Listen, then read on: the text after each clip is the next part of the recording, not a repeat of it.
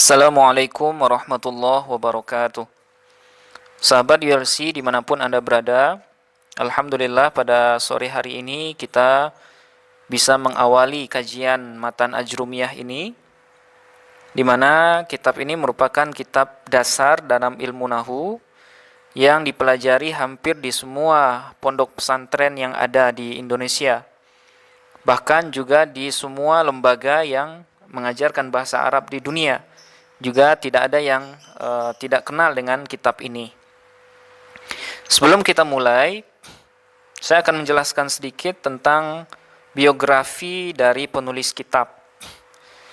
Kitab Matan Ajrumiyah ini ditulis oleh ulama yang berasal dari Fes, Maroko.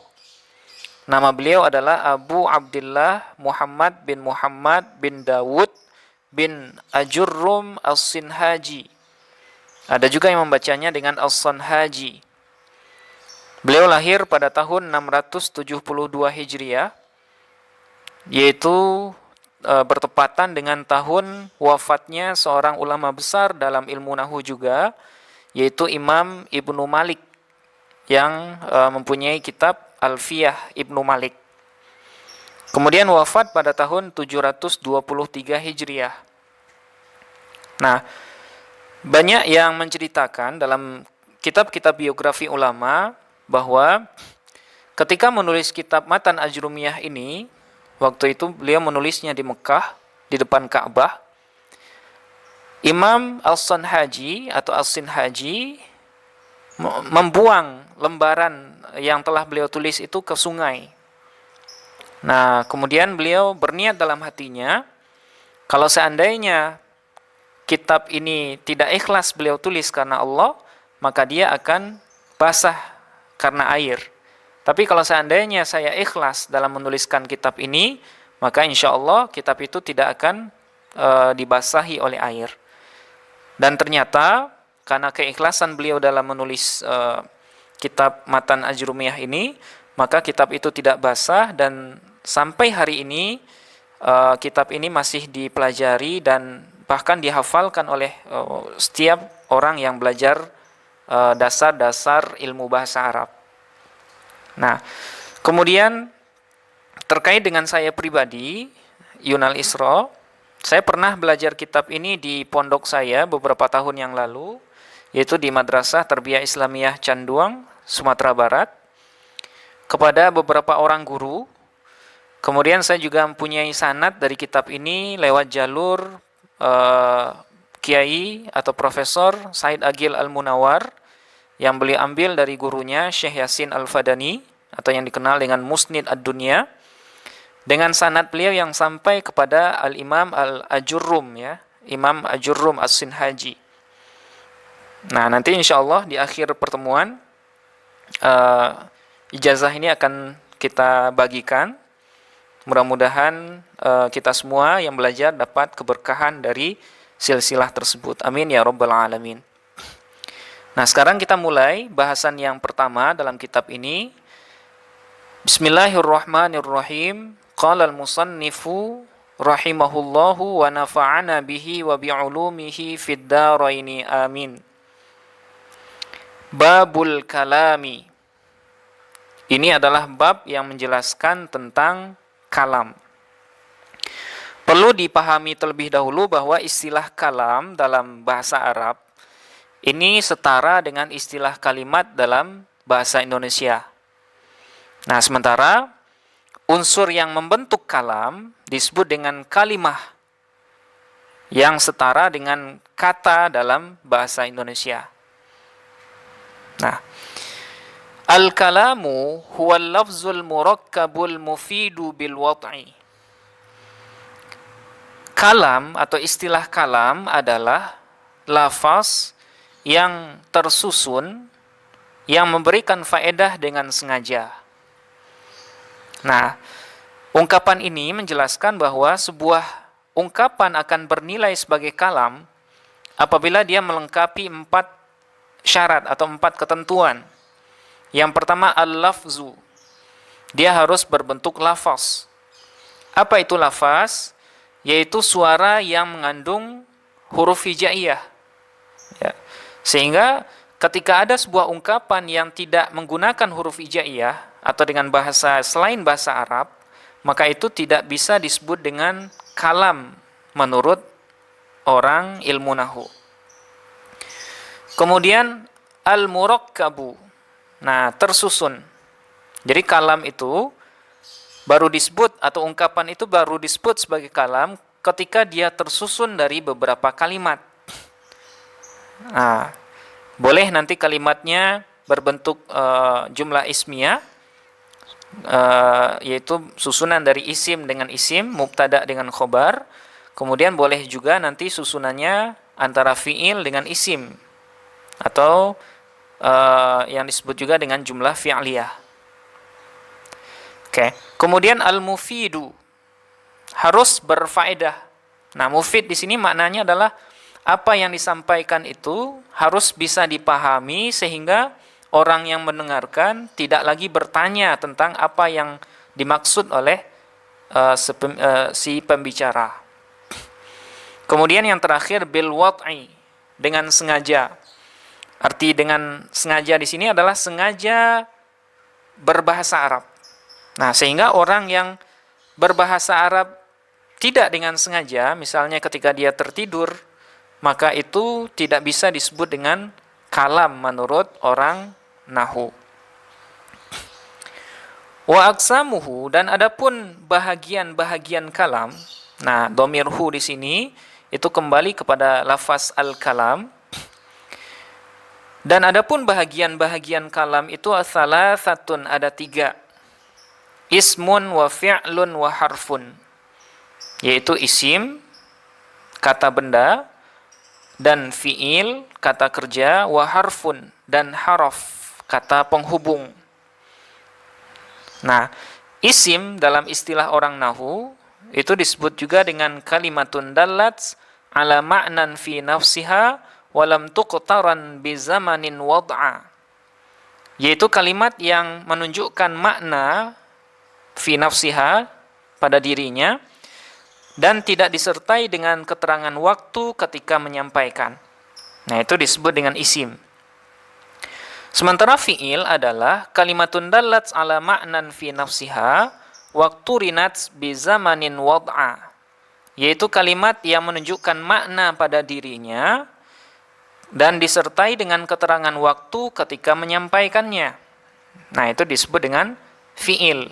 Nah, nanti fi'il juga dibagi 3. Ada yang disebut dengan fi'il madhi, kata kerja masa lalu. Ada fi'il mudhari', kata kerja sekarang atau yang akan datang. Kemudian ada fi'il amar, atau kata perintah untuk masa yang akan datang. Oke. Kemudian haraf kalimatun dallat ala ma'nan fi ghairiha. Nah, sementara haraf itu adalah kalimat yang menunjukkan makna fi ghairiha, pada kata yang lain. Artinya kalimat haraf, dia tidak mempunyai makna sendiri kecuali ketika dia digabungkan dengan kalimat lain. Nah, itu yang disebut dengan haraf. Ja'a lima'nan, yang muncul atau yang datang lima'nan, untuk makna-makna tertentu.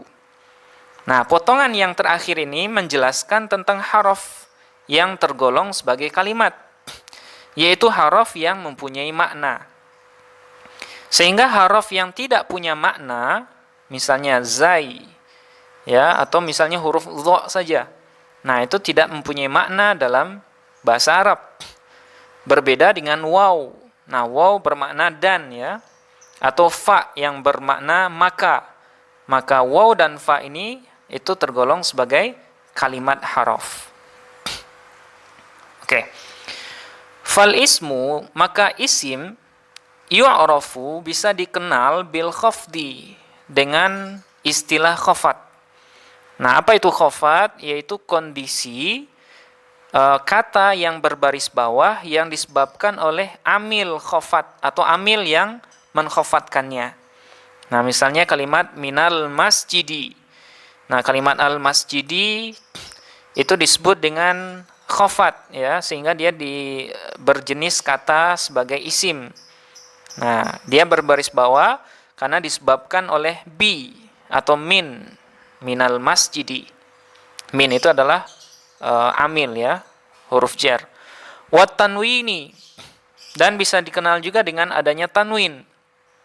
Tanwin itu adalah nun sukun yang berada di akhir sebuah kata.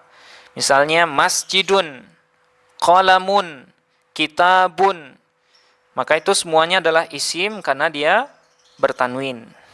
Nah, tanwin ini juga bisa dibahasakan baris 2 di atas, baris 2 di depan, atau baris 2 di bawah ya.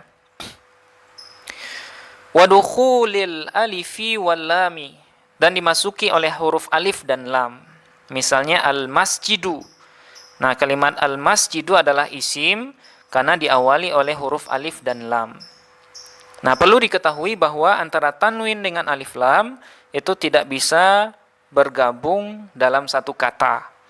Jadi kalau seandainya sudah ada tanwin, maka alif lam itu tidak bisa masuk.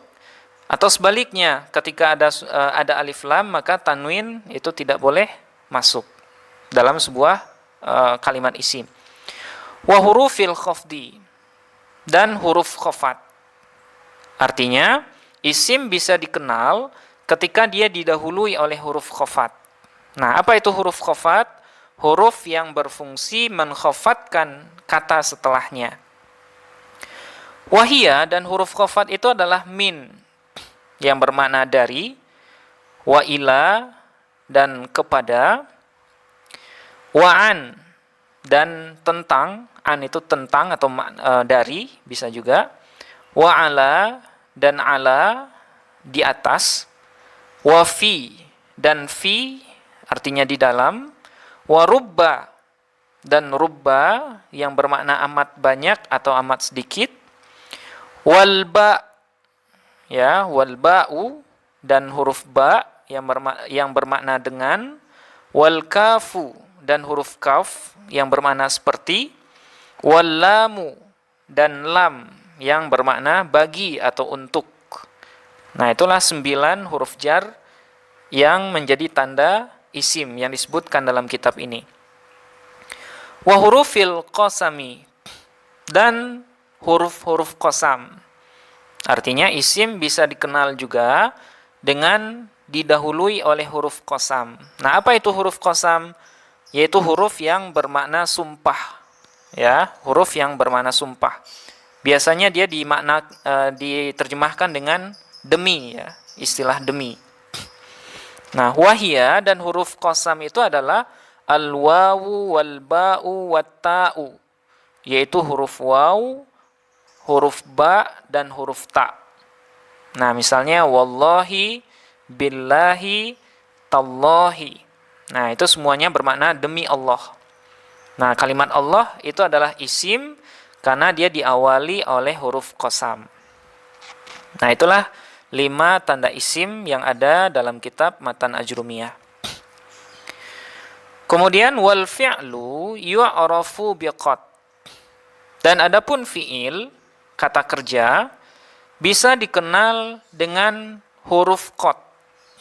Nah, jadi sebuah fi'il itu bisa diketahui kalau sebelumnya ada huruf qad. Nah, qad ini nanti bisa masuk ke fi'il madhi ataupun fi'il mudhari'.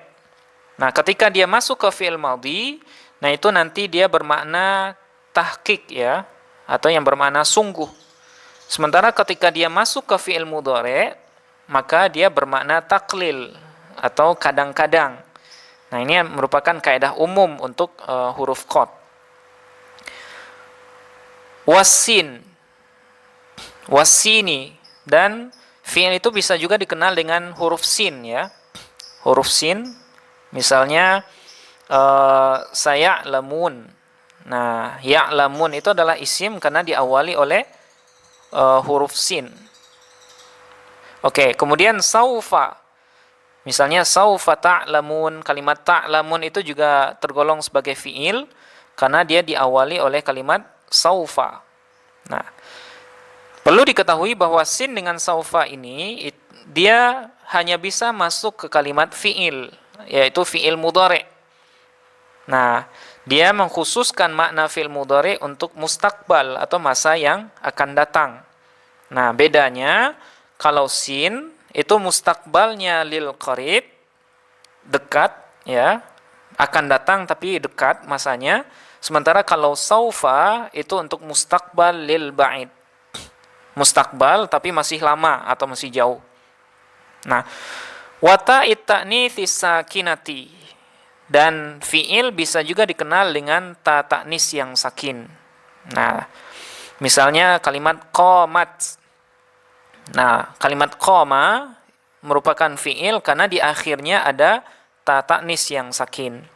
Nah, biasanya ta ta'nis ini menunjukkan nanti fa'il dari qamat itu harus muannats ya, harus perempuan. Nah, misalnya qamat Fatimah. Nah, qamat Fatimah telah berdiri. Nah, jadi ta ta'nis ini hanya bisa masuk ke fiil maudhi saja. Wal harfu, dan adapun haraf, ma la yasluhu ma'ahu dalilul ismi wala dalilul fi'li. Nah, adapun kalimat haraf adalah kalimat yang tidak pantas bersamanya tanda-tanda isim dan juga tanda-tanda fi'il. Nah, kalimat yang terakhir ini menjelaskan bahwa kalimat haraf itu sangat mudah untuk dikenali. Yaitu ketika dalam kalimat itu tidak ada tanda isim dan tanda fi'ilnya, maka bisa dipastikan maka kalimat itu adalah haraf. Nah, misalnya kalimat min. Nah, huruf kalimat min ini adalah haraf.